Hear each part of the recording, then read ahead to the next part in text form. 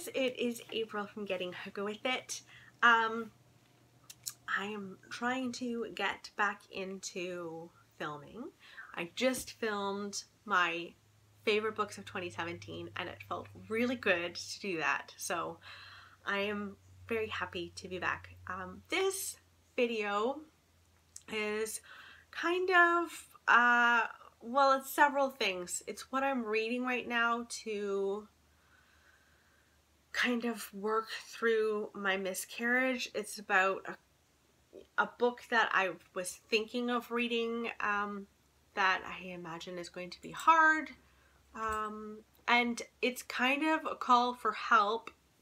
So maybe I'll start with what I'm reading right now to help me through my miscarriage. I started reading Rising Strong by Brené Brown, and it just didn't feel quite good enough. There were instances in there where the things that she was rising from were like fights with her husband, and it just wasn't the magnitude of grief that, and like all of the feelings that you feel when you've lost someone. I lost my baby. So it just wasn't doing it for me. It was good and I learned some things about boundaries in it, but I needed a next step up. And so I picked up Option B by Sheryl Sandberg. I am 64 pages into it. Freaking loving this book. This book gets me right now. And this is about Sheryl Sandberg. She's the COO of Facebook, and she lost her husband very suddenly. She was on a vacation with friends and her husband, and he said he was going to the gym, and he dropped dead at the gym. She had 2 little children, and she just didn't know how to deal with it, and it's about the grief that she experienced. I am really liking this. This is really connecting with me. I realize grief is different between someone that you've known for years and years and years, and then suddenly they're gone. That is one form of grief.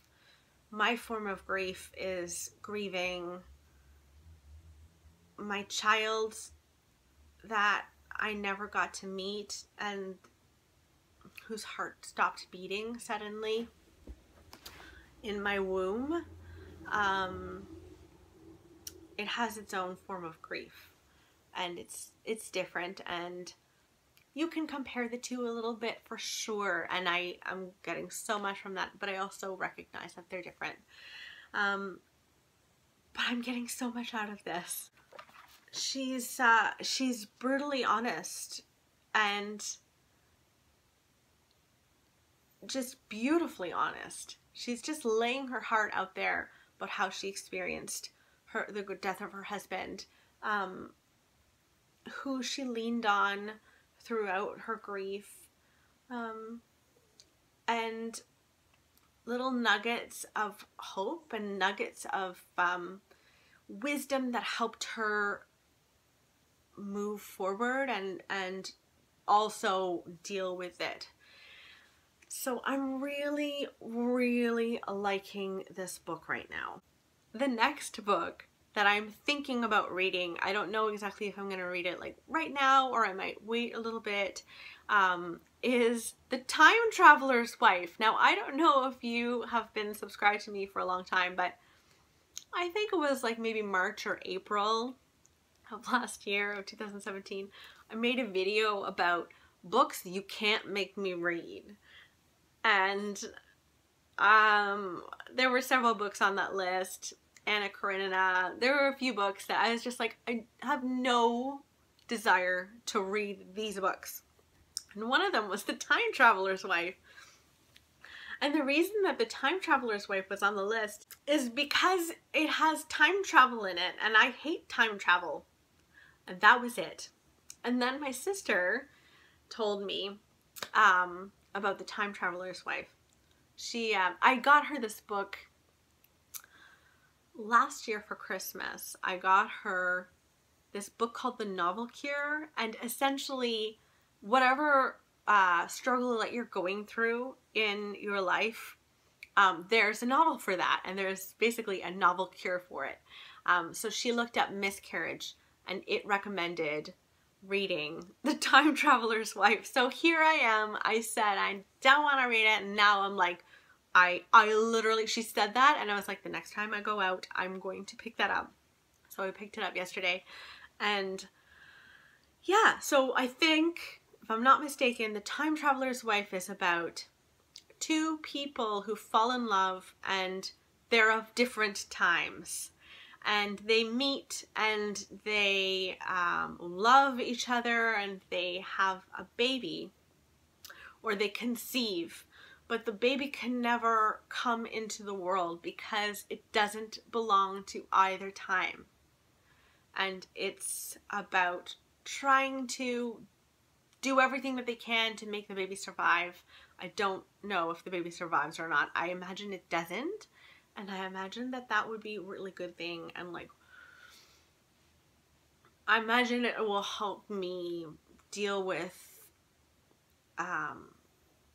all of the confusion surrounding miscarriage and my miscarriage. Just so many questions. It's just, every day it's this new question, and so I am thinking about reading that. Let me know if you have read that and whether you think it would be good. I'm definitely someone who wants to deal with things. Like I'm also reading like cozy books right now. I'm reading the Guernsey Literary and Potato Peel Pie Society because it's about a love of books, and that feels nice. So I definitely want to read about nice things, and escapism is great and everything, but I also want to feel the magnitude of all of my feelings.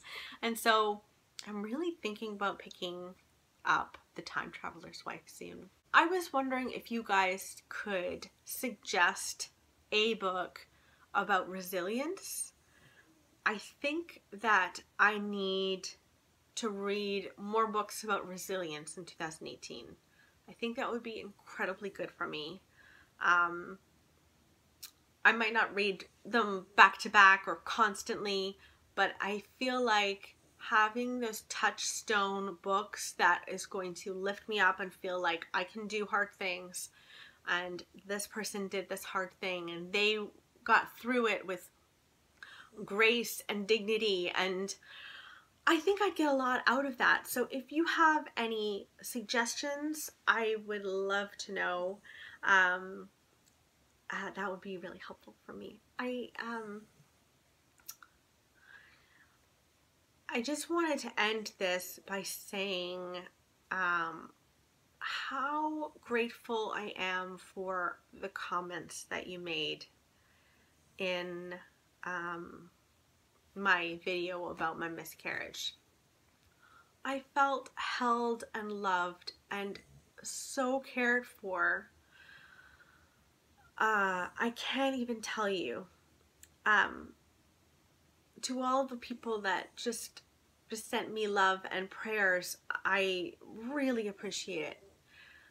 I also want to say to the women who said me too, that you've had a miscarriage, I can't even tell you how much that meant to me that you shared that. Because it was hearing me struggle with the same thing that you've gone through, that you know the immensity of it, and you could have just felt from me and walked away from the video. You could have just clicked away from the video. But instead, you were brave enough to say, I have been where you are. I've felt all of these feelings that you're feeling right now. And that was to comfort me. But in order to comfort me, you had to break yourself open again and feel all of those feelings again. Even if it was for a second or a minute, however long that was, you had to do that in order to comfort me. And I just want to say I love being a woman because